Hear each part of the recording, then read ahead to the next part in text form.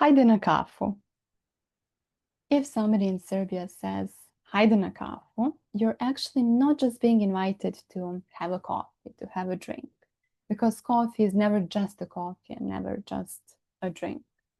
Coffee in Serbia is a way of life, huge part of culture, a ritual, way of connection. You're actually being invited to make a pause, to chat, to gossip a bit, to spend time together. You can become friends or more than friends, or make a business cooperation, or just get to know better. So coffee is really never just kafa. This is Serbian in 5 minutes. Short, simple lessons where you learn real Serbian, the language people use in everyday life, shaped by culture and real moments. To invite somebody for coffee in Serbian, you'll hear different phrases. You can use this one, Hajde na kafu, neki dan. Let's go for coffee one of these days, neki dan. You can say, kad ćemo na kafu, or kada ćemo na kafu. When are we having coffee? You can say, mogli bismo na kafu. We could go for coffee. And the most direct phrase and the shortest one would be hoćeš na kafu or hoćete na kafu. Wanna go for coffee? The best thing is you can say any of these phrases to anyone, to a colleague, to your boss, to your cousin, to your partner, to your friend, anyone.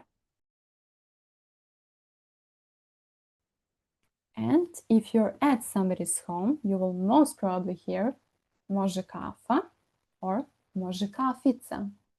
Kafica is just a softer, cuter version of the word kafa. It actually means small coffee, but whether you choose kafa or kafica, you will still get the same amount of coffee and the same cup.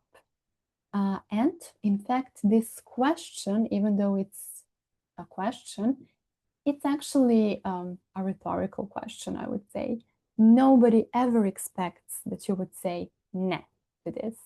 So when you're being asked this, može kafa, može kafica, that person is most probably already making coffee for you. This is a very important moment, and you have to be ready for this question. The question is, Kakvu kafu piješ? Or, in a formal way, Kakvu kafu pijete? Meaning is, what kind of coffee, what type of coffee do you drink? In Serbia, the most common answer is domaću or tursku kafu. Domaću kafu, tursku kafu. Or you can just answer without kafu, you can say domaću, or you can say tursku. The name Turska kafa exists because this way of preparing coffee came to the region during Ottoman times. It's actually widely spread in the entire Balkan, and it's been around for so long that everyone considers it their own. That's why you'll hear Serbian coffee, srpska kafa. You'll hear Bosnian coffee, bosanska kafa. And you'll also hear about Greek coffee, grčka kafa. Same method, almost the same method, but different names. Usually it's not a big deal what you call it, but in some very traditional Serbian cafes and kafanas, it can be. One place became popular because they made a joke rule, and they actually charged 10 times more if you order Turska kafa than if you order domaća kafa. The explanation is that they keep Serbian tradition and culture, and if you order domaća kafa, you get a discount. If you order Turska kafa and you're not actually preserving Serbian tradition, you pay 10 times more. The difference is how you phrase it. Other common options are Nescafe, named after the brand Nescafe, but it can actually be any instant coffee. Espresso, often mispronounced out of fun as espresso. Cappuccino, and kafa 3 u jednom, instant coffee with sugar and milk, all in one, 3 in 1. In other words, you call it Turkish, you pay the price. This question matters so much because people genuinely want to make coffee your way. This is part of being a good host and part of Serbian hospitality.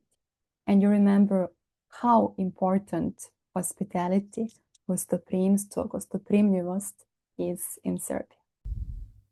If you choose domaća kafa, you might want to be more precise and say whether you want sa šećerom, with sugar, bez šećera, without sugar, gorka kafa, bitter coffee, or actually without sugar, jaka kafa, strong one, or slaba, a weak coffee, without too much coffee. And pay attention, Turkish or Serbian coffee or domestic coffee, they're all pretty strong.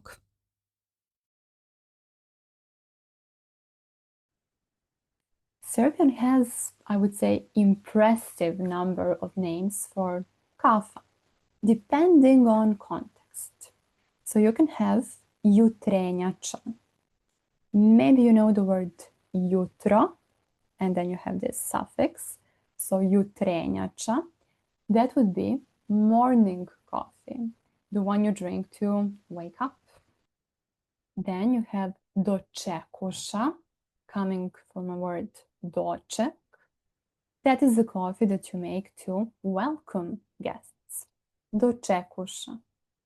But then we also have sikteruša, known as the last coffee that you make for the guests. And that's a way to give them a signal that it's really time to leave. So that coffee should be bad. Sometimes people even put salt in coffee. So when you take a sip, you know the coffee is bad, it's really time to leave. Sikteruša. One thing that I personally like the best is that coffee rarely comes alone. Usually you get some ratluk, very traditional, or slatko, again, very traditional. Especially when you're visiting somebody for the first time, you can get served with kafa I slatko. When I said that coffee is never just a coffee, I really meant that. Coffee can predict your destiny as well. You swirl the cup, turn it upside down, and wait 10 to 15 minutes. Now comes gledanje u šolju, fortune telling. For this, you'll need a Serbian aunt, a grandma, a neighbor, a cousin who has a gift, anyone who has a gift. And they'll see shapes, a heart, a tree, a snake, a fish, a rabbit. Is it accurate? Who cares? It's fun. Interesting thing happens when you're a kid in Serbia and you want to try at least a bit of this famous coffee that all grown-ups drink. You will get a warning that will haunt you for a long time. Because, allegedly, if you drink coffee, you will grow a tail. Yes. Ako piješ kafu, porašće ti rep. But when you're older, things change.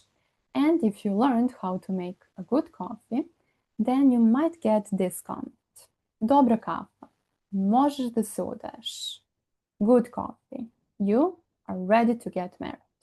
Apparently, in Serbia, making a good coffee, serving a good cup of coffee, qualifies you for marriage. There are two words in Serbian that have the same root, kafa, but mean different things, and you should know the difference. There is kafana and there is kafić. Do you know the difference? Can you tell me what is on the following picture? Is it kafana or kafić? I hope that you knew the answer. It is Kafana.